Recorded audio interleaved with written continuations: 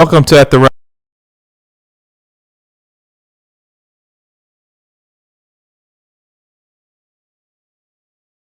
from the up. He is over there in his medical bag. He is seeing what tools he's going to need this morning.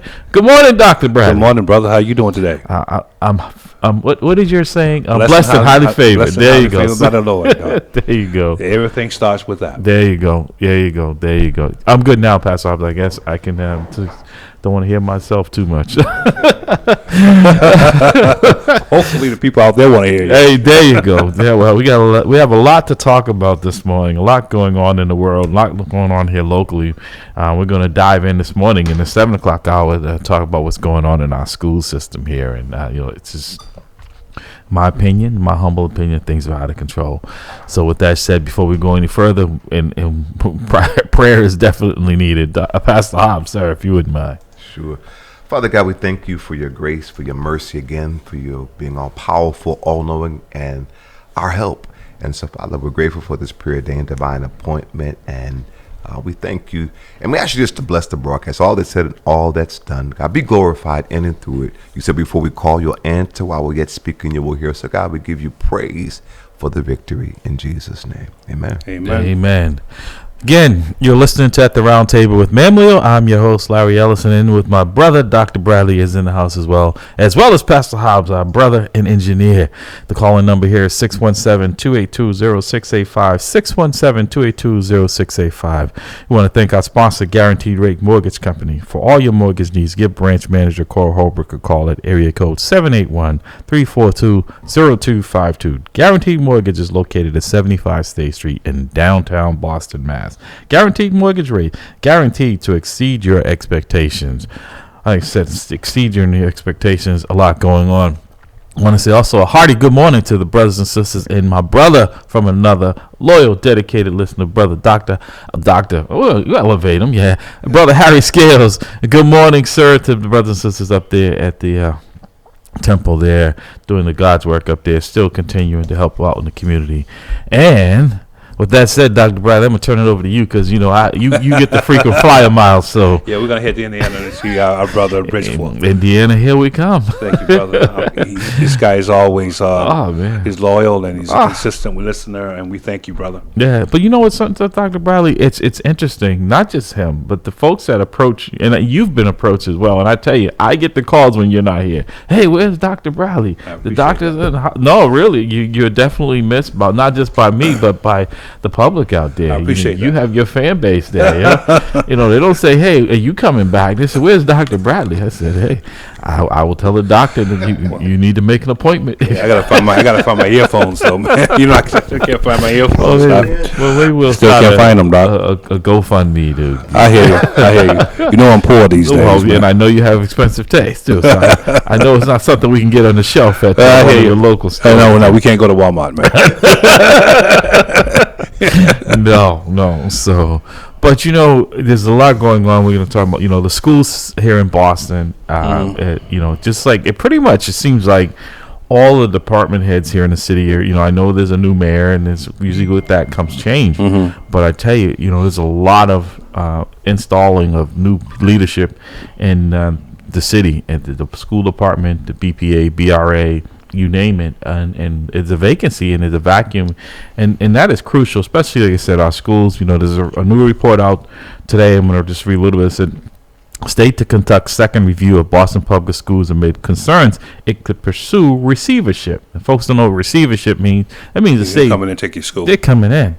Usually when they do that, they also disband the leadership team yeah. and identify an individual who's going to act as the superintendent of the schools, and they kind of take that responsibility away from the mayor's office. Right. And see, with that said, and I'm glad you explained it to folks in that way, because if that happens, whomever the mayor chooses as the next superintendent will pretty much be null and void. Well, they'll be null and void, but they have to go through a series. They have to go through a process in order to regain control of the school. Right. So they have to put together a plan, a complete and thorough plan as relates to how they're going to do discipline, how they're going to ensure safety, what's going to be the path of education for the students, and how they're going to hire and what are the terms for firing. Also, the union play a role in it. I'm familiar with this because we were teetering on receivership in Randolph when I took the job over there, and was we worked that out with under the superintendent Anderson. He came in and we worked it out, right. But it was we were very close to it, and it was all about safety. And unfortunately, it was about most of the. I hate to say this, but this is reality. This is the statistics. Most of our kids were the people that were causing the problem. Right. Kids of color, and there's a whole bunch of theories about why that happened and why it's continuing to happen in our society. But that is the problem. And I would assume, and I'm using that loosely, and I know what that means, that this is a problem this is in a Christian Boston. broadcast. When you assume, but this is a problem in Boston as well.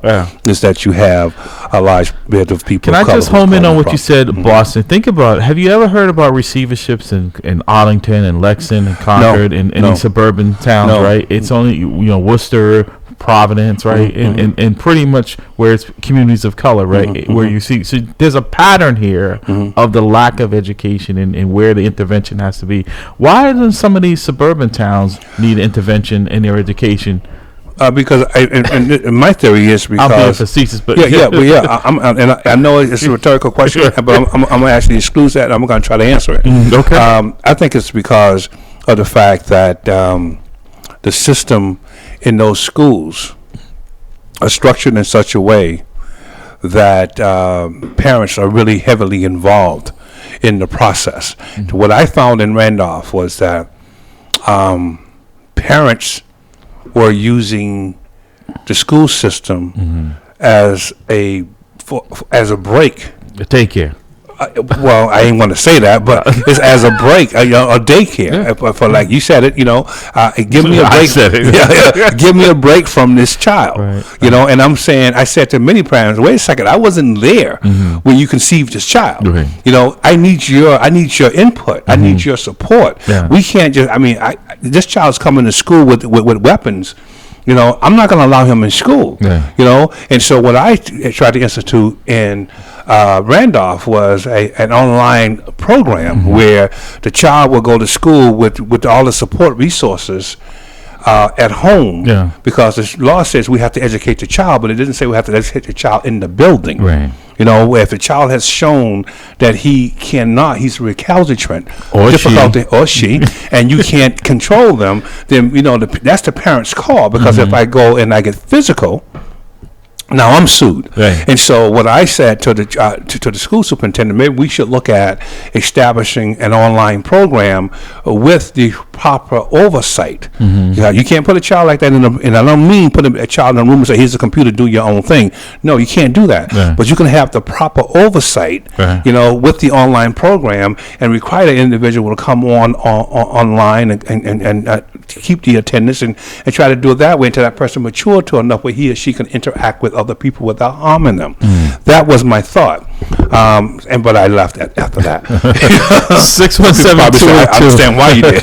617-282-0685. 617-282-0685. You're listening to At the Round Table with Bam Mill. The state is in discussion about receivership in the Boston Public Schools. Good idea, bad idea, or are you indifferent about it? Are our schools giving our children what they deserve? Dr. Bradley, I think he's in the column saying that that's not what's happening here. Not. Hey, Larry, think about this, and again, I think this is all calculated. For whatever reason, there's a social policy beneath this that's undergirding this behavior. But at one point, Boston school system, the Boston public school system was the top school system, if not the world, definitely in the country. Because you have to understand, Harvard was a part of it's a top school in the world. Right.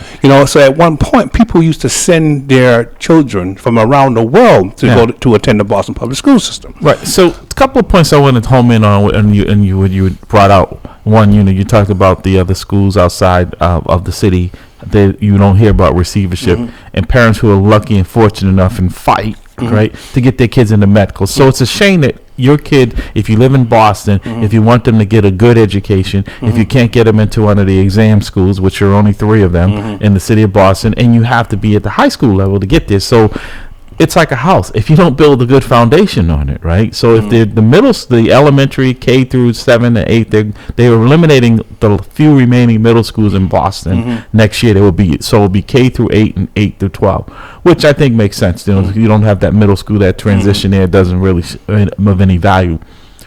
But we're not preparing. If we're not preparing them from K through 8, then how do I avail myself to take the exam to get into right? You can't. So a lot of folks that can get their kids into private school during that tenure and then take the test and get them into for the last 4 years relieves them of the private school tuition.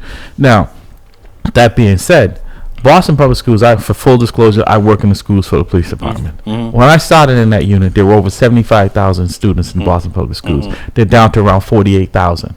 Now, 48,000, yes, 48,000. Really? Some of that's been siphoned off to charter schools. And that's the thing is, the charter schools have come in. They're able to cherry pick the best, right? They have a little bit more flexibility as if a student is performing at their school, they can send them back to BPS, right, and they get to keep the cash that they've because all the money for charter schools, their transportation, that comes out of the BPS budget. So these kids are siphoned off to that. The other part of that is that there is no accountability for the charter schools like there are for the BPS. The accountability, I'm probably the wrong word, because nothing is being accountable in the way that we're dealing with our kids. The other part of that, you have 48,000. You have a 1.3 billion with a B, $1.3 billion budget for the Boston Public Schools, 1.3 billion. So my point is that 48,000 students, $1.3 billion budget, and then you go outside of the city, these school systems, their budget is nowhere near. Granted, they don't have the numbers of students, but still, when you think about that kind of money for a school system, I don't think that even some of the similar sizes in other cities don't have that kind of funding. So you're bringing up another interesting point that I actually put on the table at Randolph Public Schools, is that oftentimes the laws around IEPs, oftentimes the laws are written, it covers the entire state, but the conditions in the schools are entirely different in each neighborhood. Correct. Right. So you may have a law like IEPs that are written for, a child that's in we'll say Waltham, where you have a school department or a school system that's relatively, calm. But that law has to apply to a school like in Boston as well, where the environment is different. So we might want to look at how do we write our law so that they can be flexible. So that's one part of it. The other part of it is that, and this is the way I think. I think it all goes back to history. Everything goes back to history in my opinion. I think that this is calculated. I think actually one of the ways that you maintain the social status of a group of people or a demographics, you actually make sure that the youth are actually striving towards that status. Well, there's reports. That's the reality, right? And data that shows that based on your rating level at 7th grade is how many prisons they're going to do. Exactly. Right? That's my point. Yeah. So if you I was when we were talking, I mentioned something called the exclusionary doctrine. Okay, can you explain what that means? The exclusionary doctrine was written in 1638. All right, it was the doctrine that was actually written by the Maryland General Assembly. And that doctrine, in my opinion, as I go through history, established the whole idea of subjugating or keeping black people in America on the lower run of society, in the lower caste. And what that doctrine basically said was, a non-black person, including the 20 who were dropped off in 1619 and their descendants, shall benefit from the fruits of white society. Say that one more time. All right. You can look it up. Yeah. I believe. All right. The exclusionary doctrine of Maryland General Assembly, the exclusionary doctrine of 1638. It says that no black person, including the 20 and their descendants that was dropped off, in Maryland and Virginia in 1619 shall benefit from the fruits of white society. Right. Now that doctrine is not valid today. However, The behavior is. the behavior is, the premise is, when there, that is the undergirding doctrine for social policies, social practices that guide our public institution and our private institutions. And so until we start to think about that, we can't begin to resolve the problem around racism. Wow. I mean, I'm just floored because this is knowledge, this is information that I'm receiving from you, that our audience is receiving. I was not aware of that. Google it. I definitely am going to take a look at that. But also, Doctor, I want to go back to the IEP, because just like you saw the reaction in my face when you talked about the doctrine, is that when I said to you about the IEPs, and that how now a lot of parents, I'm being real, have shown. Read that over there. Okay. You can read it right over there. Okay, have been able to maneuver this into a cash. So if you get your child on an IEP, whether they need it or not, and a lot of them it's just a behavioral thing, then they qualify for some public assistance. So, but that's the manifestation of the legacy of the exclusionary doctrine. I actually create a praxis that's going to create a situation where you'll be willing, because of money, to keep yourself on the lower run of our caste system. Right. So, and that's the legacy of it. So, because I mean, we grew up. I remember special needs kids, and I'm not saying that some of these kids don't have a problem, but they came in a little school bus. Everyone looked out for them, but now it's like an epidemic. Like all of a sudden, there's something in the water. But special need kids are not limited to the city of Boston. No, they're not. They're also in Foxborough. They're also in Randolph. What I'm saying is that you don't get the same level of stupidity. Right. The same level of violence, the same level of refusal to adhere to policies and practices that you get in urban settings with special needs kids as opposed to rural settings. And to your point, because I've had friends who've had kids in BPS and they weren't getting it, and they were financially able to get a lawyer and fight to force the city to pay for their kids who have an IEP to go to an outside so they can get the education, because you're right, the learning they were getting with the same problem that was not being addressed in Boston public schools, now the city doesn't like that, because by law they have to provide that for them. So they'll fight you tooth and nail because it's expensive to transfer the student to outside. But you see the difference, right? That's the legacy of the exclusionary doctrine. Right. So the 1638 Maryland Doctrine of Exclusion. The Maryland Doctrine of Exclusion was collectively written by the Maryland Colony Council in 1638 and states the following: neither the existing black population, their descendants, nor any other blacks shall be permitted to enjoy the fruits of white society. Wow. The doctrine was written to ensure that blacks would remain a subordinate, non-competitive, non-compensated workforce. Wow. You have to send that to me. Okay. So wow. I'm in this a season of researching my people, so I've been reading from 9 to 9, just trying to figure out why are we in this position, because I'm inquisitive. I'm an old cop. I'm nosy by nature. Not naughty, but nosy. I'm nosy by nature. You know what I mean? Because it's all about information. And so I'm like, okay, if I'm gonna be nosy, let's go ahead and let's research my people. Right. So when I come across something like this, then I realize, okay, well, probably it's not intact, right. It's not active, it's not on the books, but it's the behavior, it's the premise, it's the it's the position when you're writing public policies. This is the undergirding doctrine. That's the problem. Until we can actually deal with that, we're going to have this issue. Well, I mean, we're having it anyway, and it seems, like I said again, Dr. Bradley, it's in urban cities. Yep. You don't see this problem outside. And you said, you go to Foxborough, towns such as that. This isn't something to do. They pay taxes. As a matter of fact, in some instances, a lot of instances, they pay higher taxes. Right. And the reason why people like myself who have left the city, it wasn't because of an identity crisis. If you have family, or if you want to be safe within yourself, right? And you see that this is not working for you, I can tell you now, one of my daughters, who's a dean, a chief what Anisha does. She's the chief diversity, equity, inclusion officer for Harvard. Oh, okay. At Harvard University. Okay.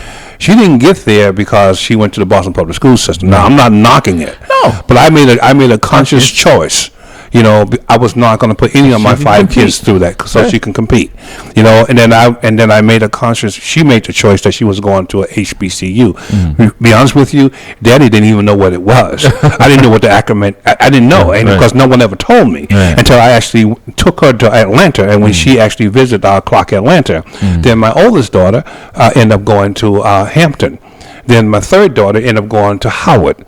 You know, so most of my you know, out of the 3 of my girls went to HBCUs, and they're all doing extremely well, by the way. You know, because it talks about this type of stuff. Wow. In those institutions, it talks about how we're actually excluded from society when they're writing public policy. Right, and that's what's happening today. We're reversing back to that trend. Absolutely. Good morning, caller. Welcome to the roundtable. Good morning, gentlemen. Enjoying the show. Good morning. Good morning, Barry. How are you? Good morning. Barry Lawton here has a new show here. Barry and his son, Junior, here every other Tuesday. I got to tune in. From 8 to 9 a.m. He's a new broadcaster here. Okay. He's got his own show there. Okay. But also, Barry has been an educator, still an educator, once an educator, always an educator. Barry Lawton. Barry, tell us the new show. I know we want to get into what we're talking about, but give us a little tidbit on your new show. The name of the show is Common Sense. Common Sense. Okay.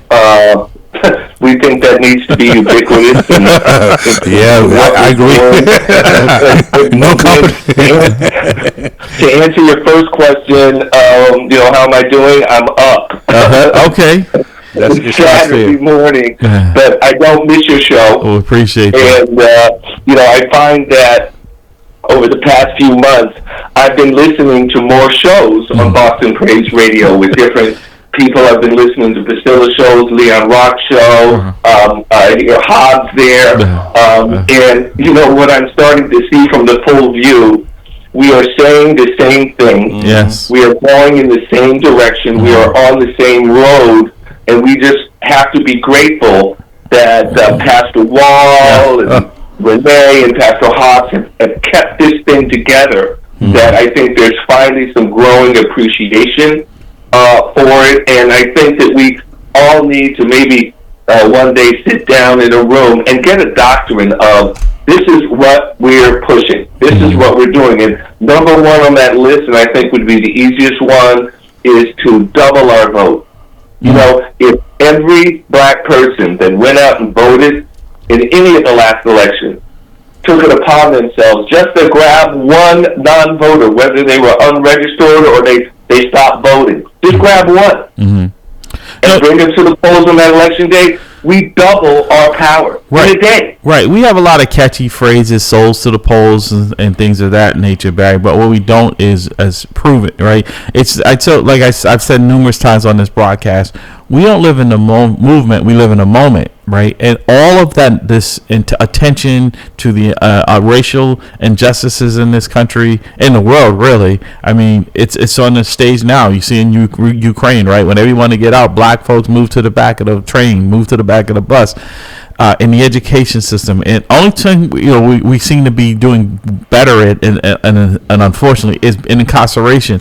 So I say that because we aren't coming together. Like you said, if we could get folks to come together like a lot of the broadcasters here and highlighting this information and doing this at our own cost, right, at our own time, like we're not compensated for here. And the reason why we continue to do this is to support this broadcast, because we know here in Boston there is no other avenue to have these type of discussions anywhere in the city of Boston. We're not here just to be entertained. We want to be informed, right? So I find that I'm almost at the point where I've given up in trying to get folks to come around and understand the importance of... Exactly. Yes. Exactly. In the words of Adam Clayton Powell Jr., keep the faith, baby. Oh. And, you know, I think that's what some of us are holding on. But, you know, you made so many good points. You've only been on a half hour. You made so many good points that I actually had to find some paper and write them down and try to address that. And number one, on the receivership issue, we're going to have Dr. Jean McGuire on this Tuesday. Okay. To Legend. give us, her view on it, and which is very interesting and has a twist. And then we're going to nudge the city council and the mayor on exercising the will of the people. With the they have an elected school committee, not a hybrid. So we're going to be getting into that. But to get back to the strains and the pressures on our students and the parents in this city, they can't be understated. You talked about charter schools, which essentially is a secondary school system overseen by the people that have the other feelings. But it's a for profit, and people don't realize that. That's why you see them coming up, because people are investing in not the students but the profit being made, because they know that the price tag attached to each one. You have the draw of Metco that takes some of our most talented students out of the city. Those people who can afford to leave and want to leave, they leave. And then you have the charter schools.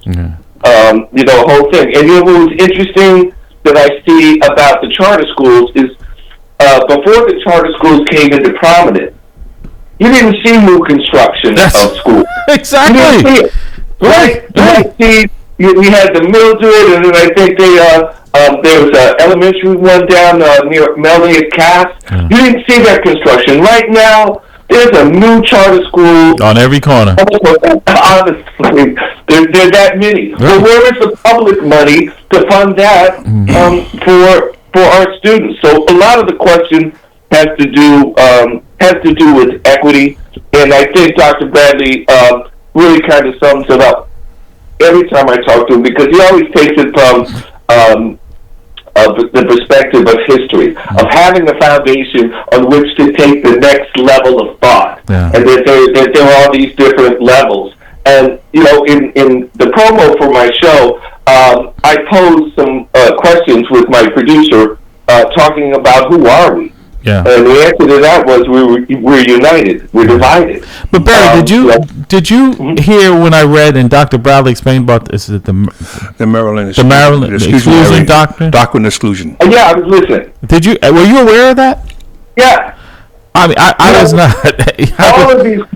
all of these colonial states had their individual way of being oppressive. So and generally, the more down south you got, the more brutal it was, because there was really less scrutiny, in that area. But we are finding out, which is a wonderful thing about today, and the new information, the accessibility of the information. We have to have that desire to go back and get that information now that it's available. It was difficult to find when we were in college, when we were in school in elementary. They just didn't teach it. Everybody knows the straight line of Columbus and how the whites and the Indians got along. Thanksgiving. Now, Barry, you were an educator. You taught in the Boston public school system, right? What was different back then compared to today? How would you describe the two and the differences today as an educator? The change, geez, that's a tough question. I know that before I came in, I started teaching in 1988. But before I came in, the main thing that a lot of the teachers had problems with was just getting supply. Was having books, was having papers. That hasn't changed. Especially schools, black schools, which is why a lot of the resources and the endowment that Boston Latin has because they were avoiding that. And the Great White Flight, after busing, lowered the population of the schools. There was nobody in charge of these schools from the neighborhood, and they lost their identity. I remember, well, I'm a military brat, but I didn't have the experience all the time, but I did in my high school. Neighborhoods went to school in their neighborhoods. I know that, we had the whole busing thing, but there was no identity. I mean, when you look at, like, South Boston, a few years ago, South Boston's basketball team that went to the States and was successful, all those guys were from Dorchester or Roxbury. So we kind of had our own self-enforced diaspora where our strength is diluted. Another process that's done by redistricting, where our strength is diluted. After all is said and done, after all that posturing, we're only going to probably still end up with one senator, black, representing a black senator, only one. With all of this population growth and all of this, but I don't want to dominate your show because honestly, I could talk to you guys all day.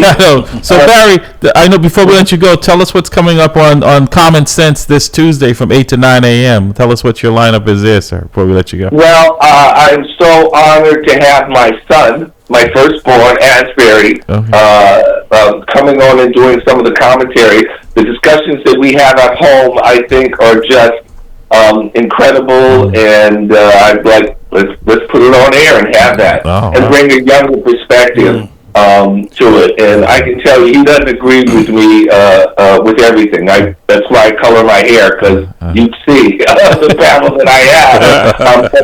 My daughter has designed the outlook of the show and is doing social media. Cassandra Cato Lewis is actually quarterbacking the show and producing it. We have one segment that I just look forward to every week. It's a segment for press only. And we're going to bring in people like last week on our first inaugural show. We brought in Bill Foy from the Dorchester Reporter, the Mattapan Reporter, the Haitian Reporter, who extensively covers what's going on in Dorchester, which is a third of the city, and vicariously the largest swath of people of color, of black people. And we talked about his coverage and those types of things. This week, we have Chris Ferrone from Dig Boston.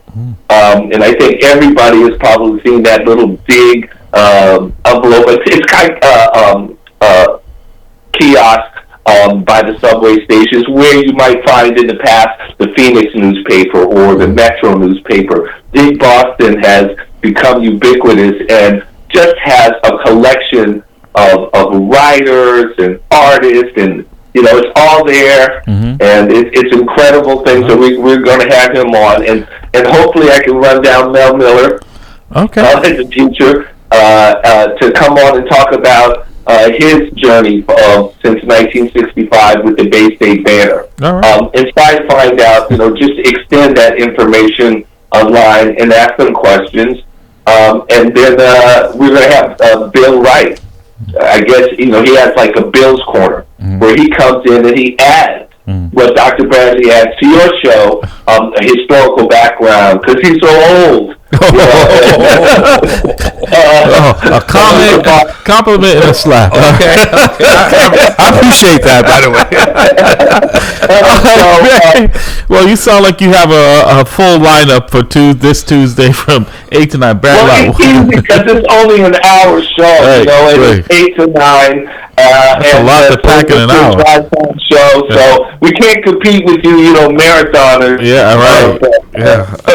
You're doing well. Right. Well, Barry Lawton, the one of the co-hosts of the new inaugural show, Common Sense, heard here every other Tuesday from 8 to 9 a.m. here on Boston Praise Radio, Black News Station. Barry, thank you, sir, for chiming in this morning. Appreciate it. Thank you so much. All right. Enjoy the rest of your day. Thank you, Barry. Right. Be blessed. All right. Dr. Bradley, the old man. Old man in the sea.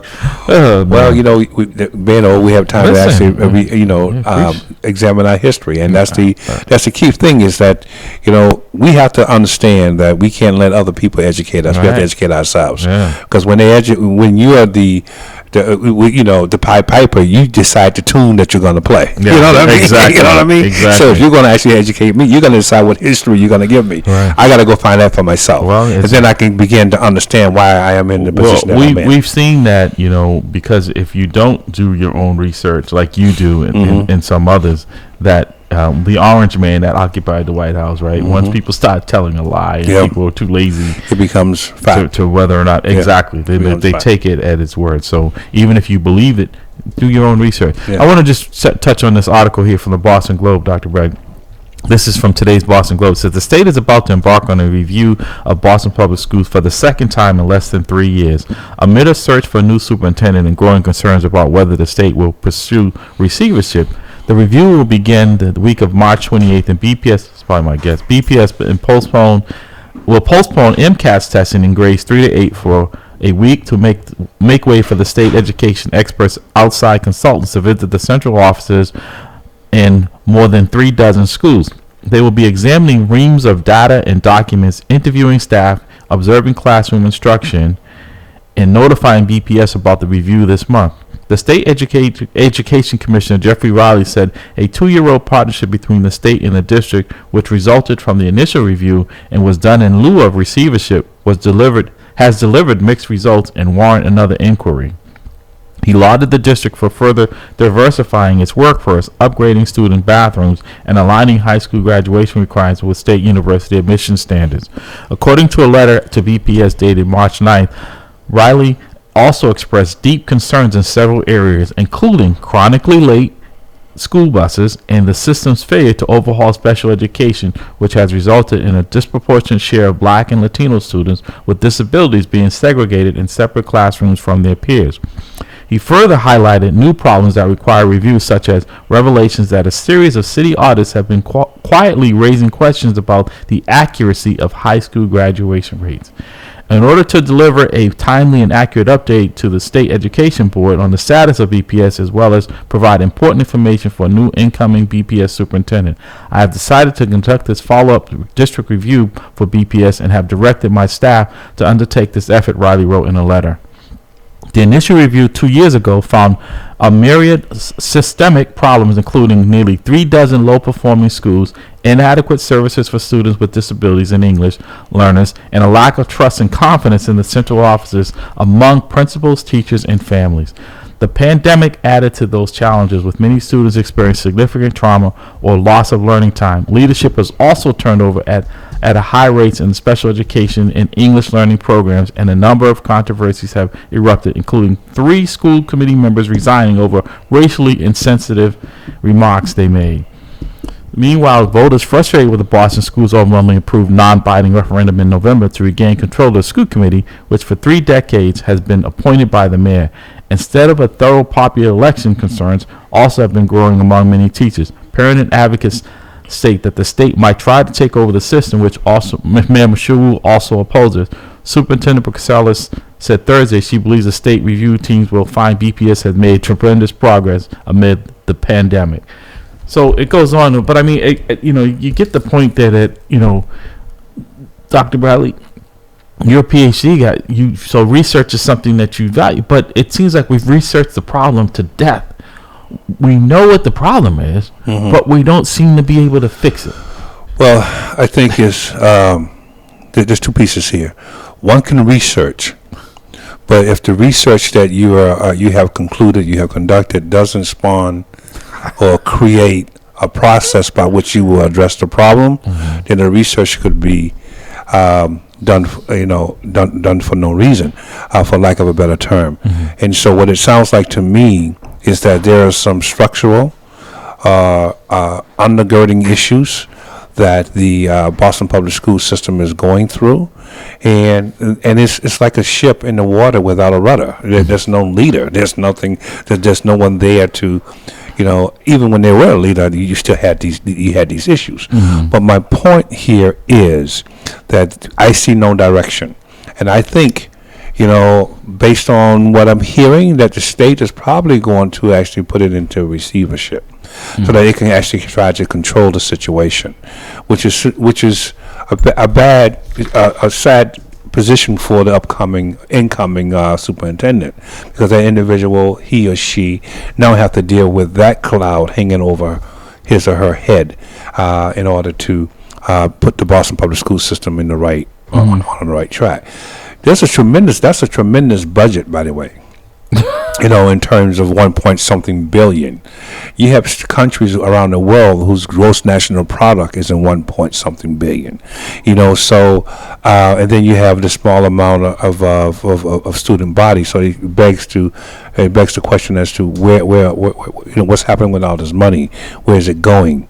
what process, what programs you have in place to deal with this myriad of issues that the school system is dealing with. A lot of it, some folks will say it's being spent administratively, and it's not. Well, that's a whole lot of money being spent administratively, and a whole lot of people are making a lot of money for no reason, or there's not a good result, there's not a good outcome. So the money should be going to the student, and the student, and I can tell you now, you ever heard of Abraham Maslow? No. Abraham Maslow was, I think, was a psychologist back in the 1960s. He created this hierarchy. Oh, Maslow, Maslow hierarchy. His name was Abraham. Yeah, His first name was Abraham. But one, at the bottom of that hierarchy is your physiological needs. You got to eat, you got to sleep, you got to have, clothes, and you got to be warm. But the very next step is security. Education, sexual self-actualization is up at the higher end of that pyramid. If you don't feel secure, you're not educated. You don't worry about education. Right. That's where I'm going with this. All right. Or if you don't feel safe, right? Right. Security, safety. We had a teacher and a student shot this week at Tech Boston. So I'm not worrying about my education when I have to fight my way into the school and fight my way out. I'm worrying about, am I going to survive the very next day because my physiological needs are not being met. Right. So my point here is that we have to deal with those social issues that are plaguing the school in order for our kids to be educated. And so if you can constantly putting kids into this environment, they're going to walk out the other end of the school not well prepared to deal with the issues in life. Yeah. So it's just that simple. Dr. Bradley, if I'm Michelle Wu, the mayor of Boston, and I'm looking for a superintendent, and I tap Dr. Bradley, what's the first step you think Boston Public Schools needs to do to get moving in the right direction? You're not going to fix it overnight, because it seems like there's an expiration date for superintendents in Boston, particularly those who've come from the outside, of around 3 years. And Casellas is right on target as the last 4 at that 3 years. So there's been no consistency of anyone being invested in hanging around for the long term. What would be your first task? The first thing that I would do is first I would do what I call a SWOT analysis. I would look at sit down with my leadership team and say, okay, what are the strengths here in this particular organization? What are the strengths of the school system? What are the weaknesses of the school system? What are the opportunities that we have to actually deal with those weaknesses that we're not capitalizing on and enhance our strength? And what are the threats? What are the threats? And I list those out, and then I will actually come up with a policy or a practice to deal with those threats, because it's those threats that's going to actually deteriorate the strength and increase the weaknesses. And then I will actually try to work with the school committee to make sure that I have carved out a necessary area of the budget to deal with those threats. One of the threats I see immediately would be, how I deal with my IEP people and how I deal with my competition when it creates that second tier of school, which is the charter school system. But to your point as well, the public safety piece, Dr. Bradley. If I don't feel safe, if I'm a parent, I don't feel safe sending my child, if it's not a safe environment, doesn't that complicate the learning process? Absolutely. Absolutely, it does. And one of the reasons why I took my kid out of my son, who is in his 40s now, was going to a school, I think it was the Oliver Wendell Holmes. He was junior high school, and I was proud because he went there. But I noticed that he went there, and I went there. I went to the high school, and I played basketball there back in the 60s, back in the early 70s, and we won the state championship. So he commented on the fact, I walked into the office, and I looked and I see my dad's picture on the wall with all these other guys around him. He had a basketball trophy, and I felt very proud about that. But he made a comment. He wasn't doing well in school. I took him out of a private school, put him in. It's like, you're going to perform like this. Go to the public school system. And he was doing extremely poorly in school. And I had a conversation with him. I said, son, what's happening? He said, Dad, I'm going to be very honest with you. If I'm not worrying about education, when I have to fight my way in and fight my way out of school. That's the reality of the situation. Yeah. So I said, okay, that's it. And I took him out, and I put him into a private school, put him into Cathedral. And he ended up graduating, and he's doing well. But my point here is that safety is critical. Right. It's absolutely critical. If you're going and for the staff, for the students, for the janitorial, for everyone, it's critical. If you have someone who's in that environment creating a safety issue, that person has to be removed. And to that point, the superintendent, Nothing to do with color. It's just a reality. Prior to her announcing her departure, and we still don't have a reason from her that most people believe, is that they had designated 3 schools for intervention. And what troubled me in the plan, there was very little, if anything, to deal with the public safety piece. It's almost like we can pretend that public safety in our schools is not a problem, that's not an issue that really needs to be addressed. So we don't want people to know that we have a problem, but yet every day they're the constant reminders of it. The assaults, like you said, the most recent arrest of a teacher for inappropriate behavior with a student at the same school that the staff member and the student was shot this past week. So if we're not providing, as you said, your son relayed to you, he didn't feel safe. Well, so I think one of the things that I would recommend immediately to the first superintendent there, the next superintendent, is probably look at the possibility of hiring a director of public safety and security. Look at hiring someone who will actually focus their time, their resource, and their energy on dealing with the safety throughout the school system. Right. And they can work in conjunction with the police department. But see, there's been a breakdown with the new changes that people have interpreted that the police are the problem. Is the reason why this is a prison pipeline, and so you've seen somewhat of a regression in the police response. We've gone back to being reactive rather than proactive with a lot of the things that we used to do to address these issues. But I think I hear that. And some people make that argument. Apparently, they made it successfully in Boston. They changed the policy.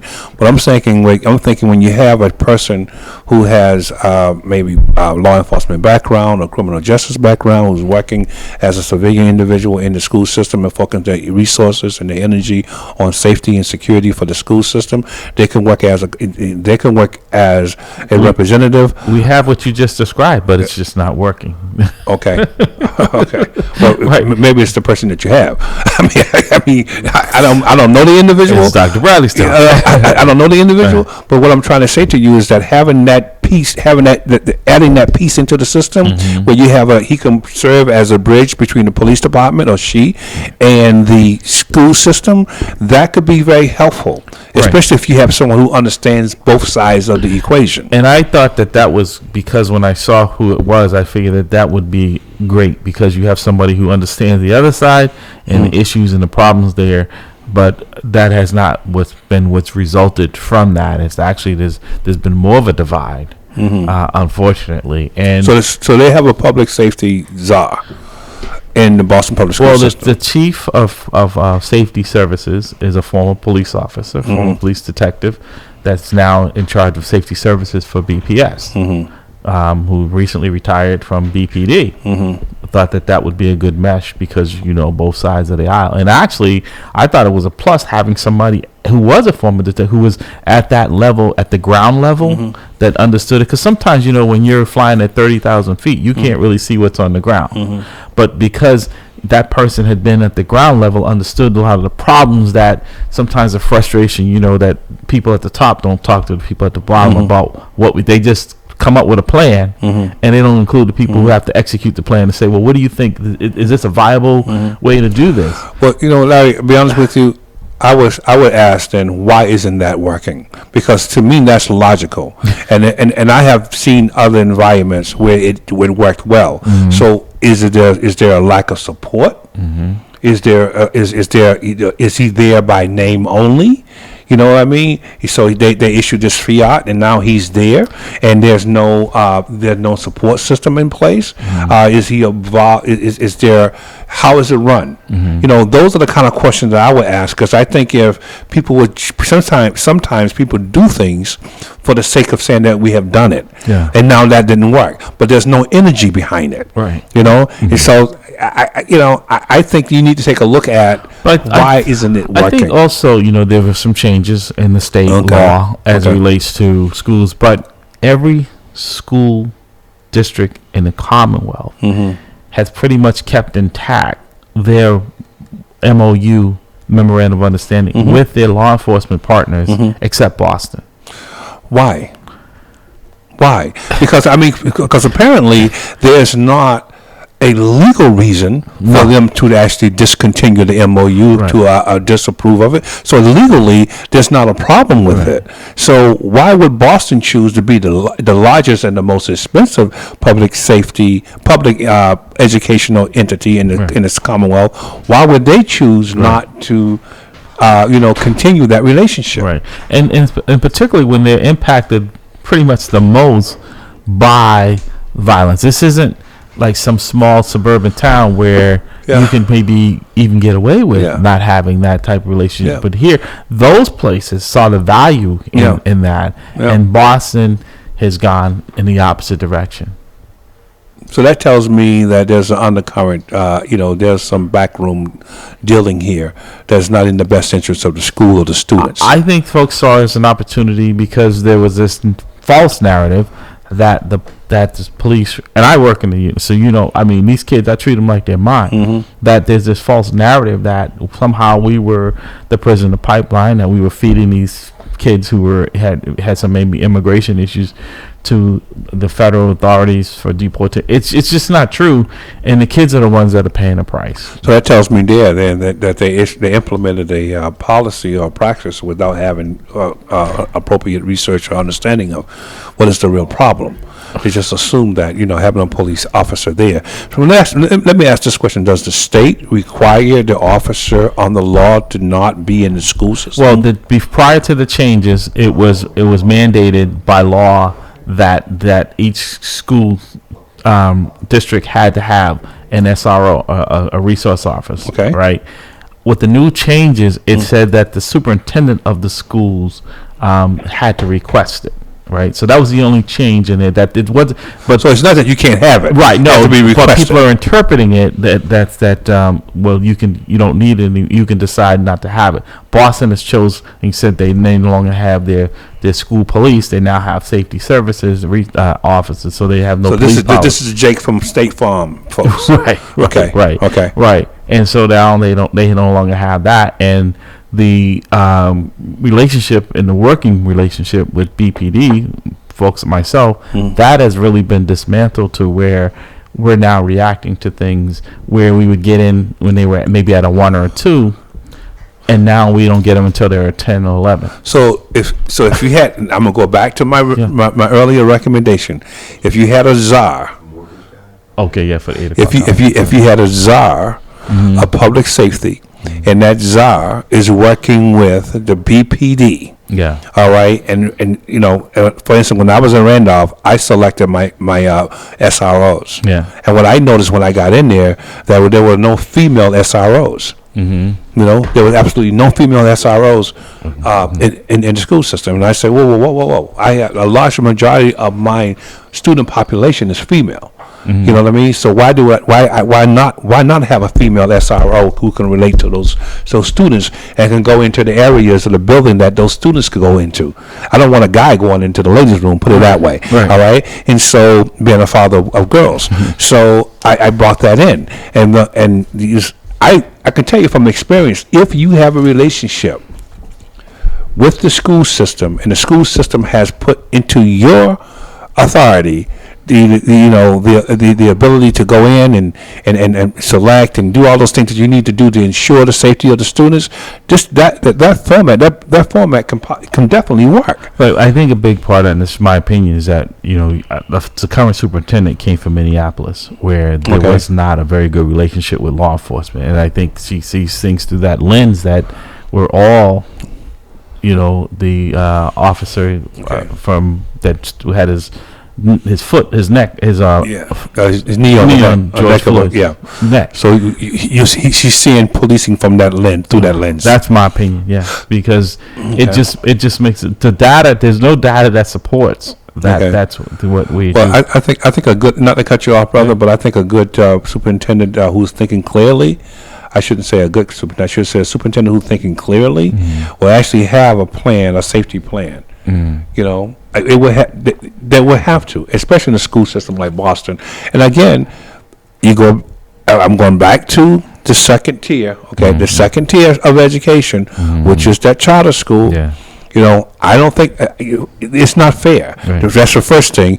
And I know life is not fair, but that setup is not fair. And they have an opportunity to select and to cherry pick. And if it doesn't work, they can always send it back to the Boston Public School System, which in essence make the Boston Public School System a lower level school environment, a lower level school experience for those individuals who are in the school system. They can't get rid of the kids who are causing the problems, and so no one's getting educated. You're just in holding pattern. You're warehousing. Right. We got to run. But I think what this is that if the law enforcement is there, it's not being documented. It's not happening, which is just a myth. It's still happening. People are just reporting it to the police. It's worse. It is worse. It's out of control. All right. We're going to take our break. You've been listening at the Roundtable Mail. In the 8 o'clock hour, we have some folks here who are going to tell you everything about housing, real estate, what's going on in that. So, folks, you want to definitely stay tuned for that. You've been listening at the Round Table with Mail. I'm your host, Larry Ellison, with my brother from another, my co-host, Dr. Bradley. I'm here. All right. We'll take a break. We'll be right back. Can I? This is for the dreamers. They say I am a dreamer, 'cause I still believe that anything is possible as long as you work hard. Hustle real hard, hustle real hard, hustle real hard, hustle so if I never see ya, never get the chance to meet ya, no, I came up from the bottom, always rooting for the underdog. Hustle real hard, hustle real hard, hustle real hard, hustle. I wrote 300 songs in 1 year, Boogie will tell you I'm on it. I got unreleased songs for days, they don't want it. Eat any MC in the game, it ain't a challenge. If your music reflects who you are, then you's a coward. I can see through the lies, you ain't living what you spitting. If your money's so long, why your dog's in prison? Why your baby mom's stripping, why your mom's still living in that same broken home that you used to sell piffin'. You ain't gotta lie to me to sell me a track. You ain't gotta rock fake jewels or walk around strap. I respect artists getting money, but love them for spitting crack. And the fact that one track can move a family out the trap. It's a dream for us lost souls brought up in the mix. I'm motivated by the artists coming out in my midst, and the artists that paved the way when I didn't exist. Music's a skyscraper, I'm just trying to add a couple bricks. This is for the dreamers. They say I am a dreamer, 'cause I still believe that anything is possible as long as you work hard. Hustle real hard, hustle real hard, hustle real hard, hustle so if I never see ya, never get the chance to meet ya, no, I came up from the bottom, always rooting for the underdog. I always dreamed I'd be on tour. Instead of laying dealers on the floor, sitting in the hole, knowing I was meant for more. Swear money's its own addiction. Back then I lacked the vision, so every time I went to sleep, it's like I woke back up in prison. To the brothers coming up, keep your nose in the books. Ignore the looks, so you can give back what we took. The 90s taught us that the government is really corrupt, like the Matrix. Choose the red pill and wake up. The feds raided all major cities from Boston to Watts. Took kids out the classroom and put them in general pop. Where are all the black leaders when you really need them? They killed X and Dr. King and left these house Negroes leading. They probably in church praying people act decent. You gotta be willing to die for your beliefs. Ask Jesus. This is for the dreamers. They say I am a dreamer, 'cause I still believe that anything is possible as long as you work hard. Hustle real hard, hustle real hard, hustle real hard, hustle so if I never see ya, never get the chance to meet ya, no, I came up from the bottom, always rooting for the underdog. Hustle real hard, hustle real hard, hustle real hard, hustle real hard.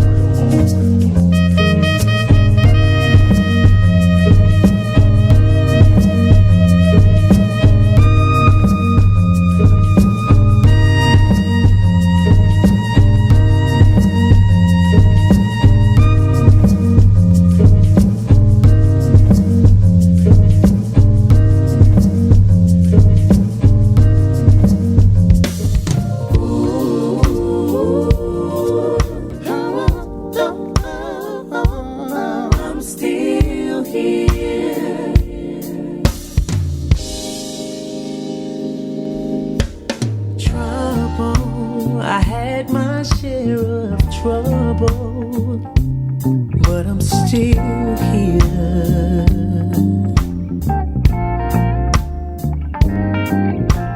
Heartache, I had my share of heartache, but I'm still here. What we say to America is be true to what you said on paper.